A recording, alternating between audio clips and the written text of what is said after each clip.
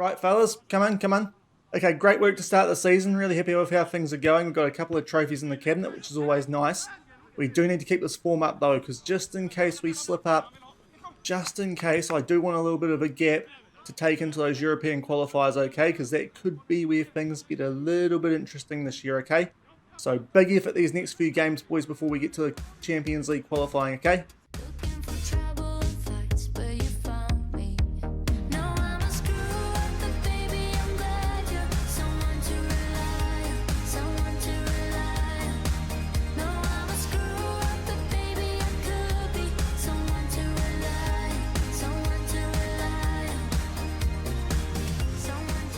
Hello everyone and welcome back to Husavik Heroes here on Shaun Does FM. I hope you are doing well, and today in episode number 32 we are going to take on Hafnarfjarðar in the league and see if we can keep ourselves towards the top end of the table against a team who nearly beat us in the Deildabikar group stages. So if you are looking forward to today's episode, we've also got a little bit of transfer news as well. Then do remember to go down below, leave a thumbs up on the video, and if you haven't done so already and are enjoying the series here on the channel, also remember to hit that subscribe button and turn that notification bell on as well. It is greatly appreciated. But for our first episode officially of the new year, Happy New Year to you all, we do start with a little bit of interesting news.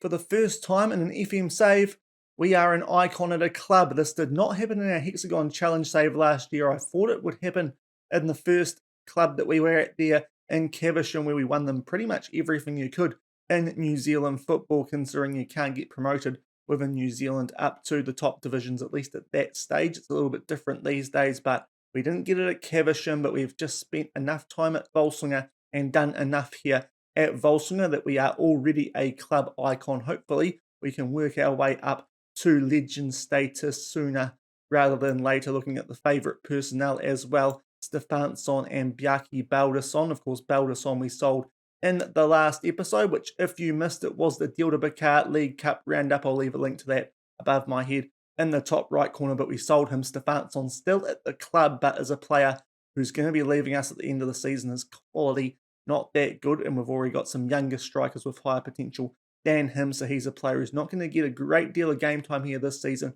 especially with Pedro joining us midway through last year. But we have played a few league games to kick off the season, as well as the Icelandic Super Cup. So time to show you guys the highlights of those games. And first up was the Super Cup against Fjolnir. You can see there it took us until extra time to get the first goal in this game. We got a late red card, couldn't break these guys down, but in each half of extra time, Mbiyamba did get a near post corner in the back of the net, and thankfully he did, because we escaped with a 2-0 win away from home, a game that we should have wrapped up a lot sooner than we did. But for the second season in a row, we do win the Icelandic Super Cup 2-0 after extra time over Fjolnir down in the one deal. And about a month later, we opened our Islandsdeildin Top Division defence with an away trip to Keflavik. Took us a little while to get going in this game, but Lila Mosa, who was in for a suspended Bonnet in this game, with a wonderful strike into the top right corner. Not too long off the back of that, Mbiyamba flicks it on to Isidore at the far post. That was all the action. 2 first half goals, and we pick up a very comfortable 2-0 win. As you can see, Keflavik not getting a single shot on target, so started the season off nicely there. And off the back of that, it was back home for a game against second favourites for the league in Breidablik, a team who we have had a good record up against so far in this save. And we opened the scoring nice and early there through Pedro, and it felt like this was going to be a nice, comfortable game for us. But then at the 25-minute mark, Sierra Fellini has an absolute brain explosion, gives that straight to Einarsson. They make it 1-1, but luckily in stoppage time of the first half, we were awarded a penalty. Pedro put that away, and we end up getting a 2-1 win, which we thoroughly deserved, but it was a lot closer than it should have been, thanks to that Sierra Fellini howler in the first half. And coming into today's game, we had an away trip to newly promoted Plockio Reykjavik, and they opened the scoring at the quarter of an hour mark there through a corner, so got off to a bit of a poor start in this game. Luckily, 10 minutes later, we did get on the scoreboard ourselves. Nice ball there from Isidore to Bjarkis on the Icelandic winger, getting his first league goal of the season. Then we went into the sheds just after halftime. Another header from Mbiyamba goes through the goalkeeper's hands, and it was Isidore there to tuck it away, put us 2-1 up. Then Nicolucci at the 70-minute mark with a really nice strike from outside the box. That's an early favourite for goal of the season. They got one back 1 minute before the 90 mark. It was another headed goal, so a little bit concerning the amount of goals they did get off in this game from headed goals, but we do hold on for a toughly fought 3-2 win away from home. You look at the stats,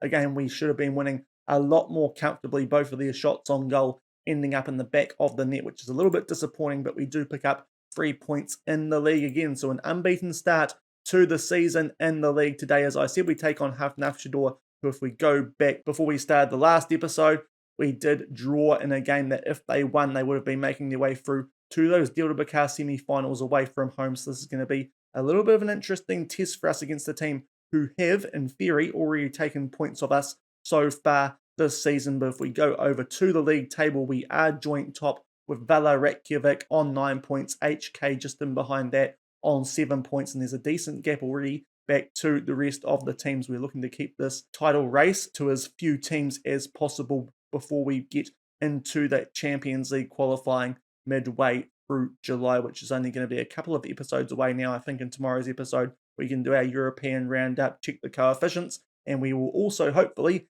have our draw for the first few qualifying rounds in the Champions path of the Champions League. But before we get into this Hafnarfjarðar game, Hafnarfjarðar are in fourth on 4 points. A lot of teams congested in behind the top 3 teams, but they're up there early, so this is a good test for us against the team who have already drawn against us at this venue so far this season. We have made a few more transfers, not too many if we get rid of the money, because that's not too big of an issue given the transfers we are doing at the moment. We have sold Mikel Cicak, the Polish centre-back who did a good job for us last season. We let him go to Nats.kr. It is well undervalued, at least I thought it was, but he's going to a fellow club, and ability-wise, he had just dropped compared to the new centre-backs that we did have at the club, and Corbo, Mbiyamba, even the likes of Kurt Shaw, he was a little bit worse than. And also we do have an Icelandic centre-back now in Sigurd Bjornsson, who's pretty similar ability-wise to him, so we got rid of him, seeing as the interest was there from a fellow Icelandic club, and he leaves to go to Nats.kr, the team who did finish runners-up to us in the league last season, so hopefully that's going to help them out in their European football this season. Good centre-back when he was at our club last year, playing the 11 games for 3 goals, 1 assist, and 2 player of the matches with that 7.45 average rating. Very good in his single season here last season. Hopefully he can do a similar job for Nats.kr in the games where they are not playing us in the league. But if we go back a little bit further, we have actually done a little bit more transfer business. We've got a few players who are going to be coming into the club, but they can't quite join us just yet. Both American players with very good potential. Richard Elise from Chelsea is a player I am looking at. We've got fairly similar options at right back. His contract's coming up at the end of the season. I'm just going to wait and see if he is an upgrade. I suspect he will be on our options there, the likes of Bamba, but we'll deal with him come the end of June. But the first American signing was a midfielder, Pat Ainsko. He looks very promising, 5-star potential, 2-star current ability. Another winger. We are very deep winger-wise, but he is 17 years old, a prime candidate to end up train both at club and nation. He has spent a little bit of time at the New England Revolution in the MLS and started 3 games for them earlier in the season, so that's promising signs for a 17-year-old. So he's going to be joining us later this year, so will be a fixture at the club come the start of next season. And a more recent addition is a 16-year-old who can't join us until late next year, so this is one you have to wait a little while for, but David Radmore, another American, he is a right back, so that could be one we need to keep in mind with our right back situation. Could be one who ends up becoming a first choice right back for us, but he also comes to us with that good potential, having spent a little bit of time at good old Sporting Kansas City. 3 starts for them. Didn't show a lot in those games, but he has started in the MLS, and that should be good enough for him to be a decent fixture here at Völsungur, especially if he grows and fulfills that good potential that he has. So have picked up a few scraps from the MLS young players who hopefully will become homegrown at club and nation when they do get into the first team here at Völsungur. And we've also had some sales go through. Now, this one was actually already confirmed yesterday. I just completely forgot about it because it hasn't quite finished yet. Lorenzo Pescatola, a winger who's played a little bit of a bit part for us so far in this save while he has been here. He is going to Mantova in Italy for £30,000 up front, rising to £63,000, and with a 50% sell-on fee. So that is a really good deal, getting rid of a player who isn't really in the mix here anymore with the quality that we do have at the club. Unfortunately, above that, both Glopan and Jose, players that we bought in at the start of yesterday's episode, they were only on one-year contracts, so that was a bit of a boo-boo from me. I tried to extend it, they weren't interested, and they have gone back to Brazil, or will be at the end of their contracts here. They are both going to Polana. Truth be told, their actual potential had dropped a little bit, so we might have been done a little bit of a favour there, but that's a little bit frustrating. Two players I would have liked to keep hold of, but didn't sign them to long enough contracts. And also Milan Radovic is going to go to newly promoted Aklenas in the Islandsdeildin. He is a very good right back, but he was not happy with the game time that he was getting, so we've decided to let him go. His contract expires at the end of the year. He's out on loan at the moment anyway, and he's going to be joining Aklenas at the end of the season. 2.5-star current ability, 4-star potential, somewhat helping the Builder Nation side of this challenge, even though he's going to a team who have only been newly promoted. Hopefully, they'll still be in the top division when he joins those guys for next season. Did a decent job for us while he was here, albeit we really strengthened the right back area that season he joined us. Played the 6 games last year for a goal and a 7.02 average rating, so it was pretty good, but in the end, just not quite good enough to feature as much as he wanted, and was a bit unhappy, so we have let him go. Currently at Poor on loan, but he will be joining Aklenas at the start of next season, and that wraps up all our transfer business now that the transfer window is about to close here in Iceland. Also, before we get into this game today against Hafnarfjarðar, we have had our youth intake preview. We are not getting our hopes up for this one like last season where we had a massive letdown. This is supposed to be a poor 1-star youth intake, albeit we should have some quite good central midfielders, a decent winger, and potentially an okay striker, but it's not going to be a great youth intake. Hopefully it swings the opposite way than it did last season. We actually get a surprisingly good youth intake this time around, but we have brought in those players from other nations to become homegrown at club and in nation, and that might be a good way to try and do that in the future as well. But we will come back shortly for the Hafnarfjarðar game. Just looking at our team for this game, we've made a little bit of a change in the midfield. Gavioli and Sakularak start this game. Both Nicolusi, Caviglia and Sviderski just a little bit high on the injury proneness at the moment, so we're going to give those guys a rest for this game against Hafnarfjarðar. The fixtures early on in the season are thick and fast, and we want those guys for Champions League qualifying. We don't need any serious injuries leading in to that, where we could make some big money if we do get into the group stages of that competition. But otherwise, we are at full strength. Should be a team good enough to win away at Hafnarfjarðar, albeit, as I've said a few times, they did draw with us in that deal to Bakar, so this should be an interesting game away from home, and we'll come back shortly and see if we can keep ourselves up near the top end of the table in the Islandsdeildin. And we have an early highlight in this game. 2 minutes gone, a goal kick here from the Hafnarfjarðar goalkeeper. They are in the white and black, and a missed header there from Diaz. That's a poor start. We are not after that. That's how they got their tails up in that deal to Bakar game, so we want to get on top of these guys nice and early today. We nearly win the ball back before, but unfortunately Hafnarfjarðar do keep it and are holding the ball quite nicely. They look like they might be a decent team in this Icelandic Top Division this season, based on that game we did play against them in the League Cup, and based on this early highlight where they are keeping the ball nice and easily. They flick that ball forward, but Mbiamba does win it, and we now have a chance on the counter-attack. Sakularak drives forward up to Pedro, back to Gavioli, the players who are in, just so those midfielders can rest. Bjarkason puts in for Isidore, gets a header on the end of it, trying to pick up yet another goal this season. Goes high and wide. Interesting first highlight, and it remains 0-0 nice and early, albeit just off the back of that, we do have another highlight, and we do just keep possession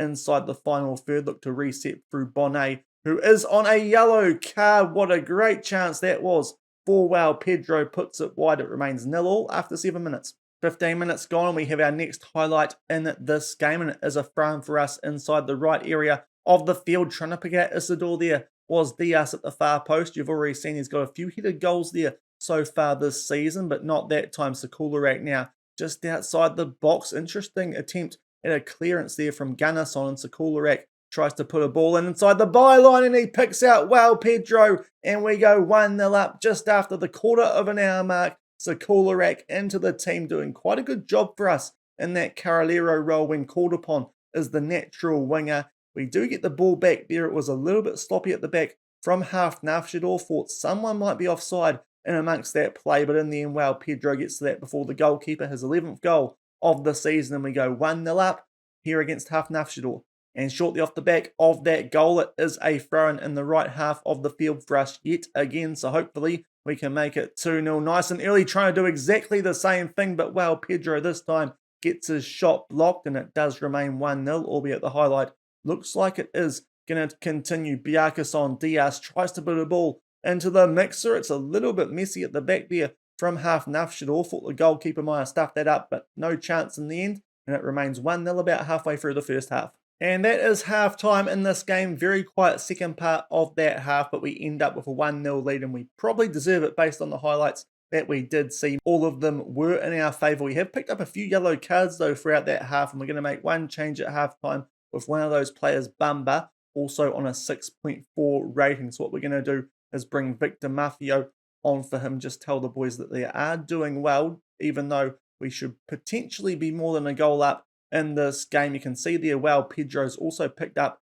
a little bit of a knock, so we might just have to keep an eye on that throughout the second half as well. But hopefully the boys can hold on to this lead against the gritty Hafnarfjarðar team 1-0 up as we're about to kick off the second half. 52 minutes gone, and it's an early corner here for Hafnarfjarðar. Falls to Robertson, I think that was, at the far post, and luckily Sarah Fellini's in a good position and makes the save early. Chance there for Hafnarfjarðar, and it does remain 1-0 just after the hour mark. But unfortunately, Pedro picked up that knock late in the first half, it must have been, is down to a red heart. So we're going to have to make a substitution here, just considering if we could bring Goncalves on a move Isidore up front. But I think the most sensible thing is to put the out-and-out striker in Arneson up there, get a bit of match fitness under our young homegrown talent, so he can come on for Pedro's second sub used at the hour mark. Still 1-0 up. 65 minutes gone, and it is a goal kick here to Hafnarfjarðar. They pump it deep, and Mbiyamba, who is easing off tackles, don't like to do that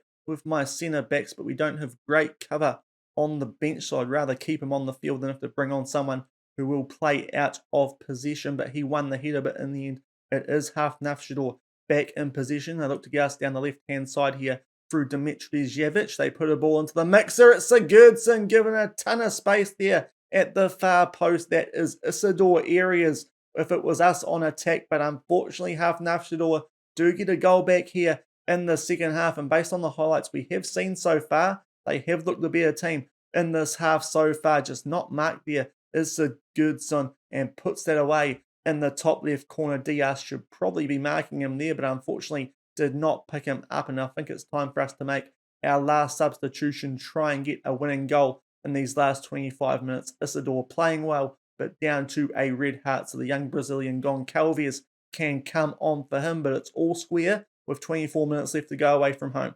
80 minutes gone, we have a free kick. Bjarkason for Mbiyamba. It was a very short highlight, that one, but he hit an open header at the far post, put it wide, and it does remain 1-1 with 5 minutes left to play. And coming up towards full time in this game, we have gone attacking for the last few minutes just to try and see if we can create something. And we do have a highlight with only 1 minute left, but unfortunately we do lose possession. Heiderson is holding the ball up, back for Gunnarsson. They do pass things around quite nicely and shortly, and that is absolutely shocking from Arneson. Luckily it's our striker. We can just not make a change now, I suppose, because we've used all our subs, and we'll see what striker this is like, but that's an absolute shocker from him. We'll go back to positive, but that really kills off any chance we had of winning this game. A very late red card for our young Icelandic striker. The free kick is dealt with pretty safely as we hit the 94-minute mark. We try and play out from the back, but I suspect the referee is going to blow full time,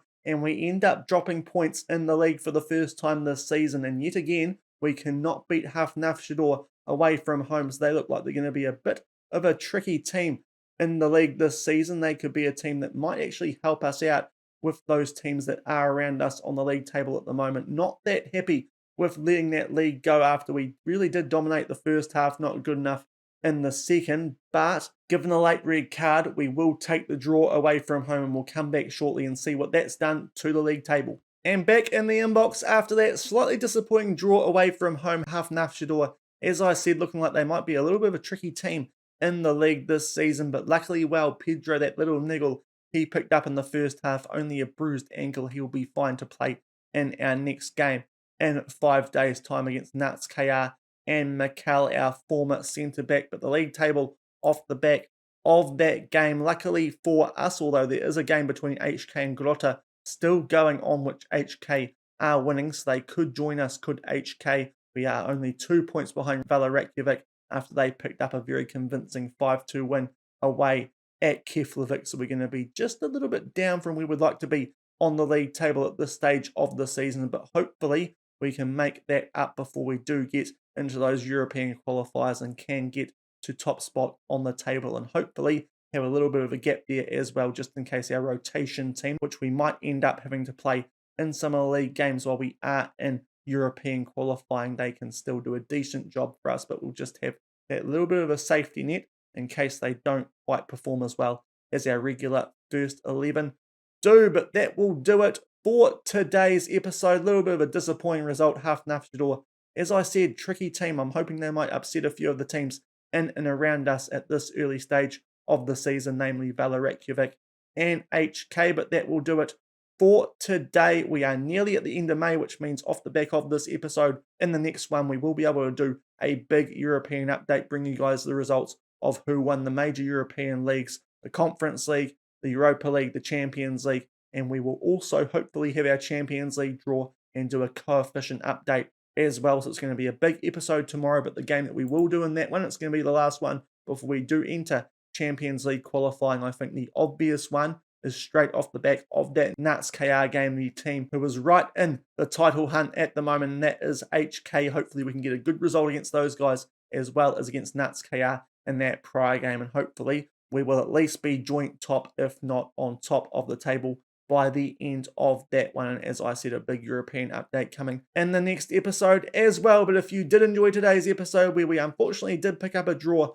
away from home, but still thereabouts in the title hunt in Iceland as we look to defend our Islandsdeildin this time around, then do remember to go down below, leave a thumbs up on the video, and if you haven't done so already and are enjoying the series, also remember to hit that subscribe button and turn that notification bell on, especially at the moment while the uploads are a little bit more infrequent still in holiday season, just a little bit for the next week or so before things get back to the normal pre-Christmas schedule. But until the next time I see you for HK and a big European update, hopefully we've had a good jump up those coefficient rankings. Thank you very much for watching. Keep on keeping on, and I'll see you then. Cheers.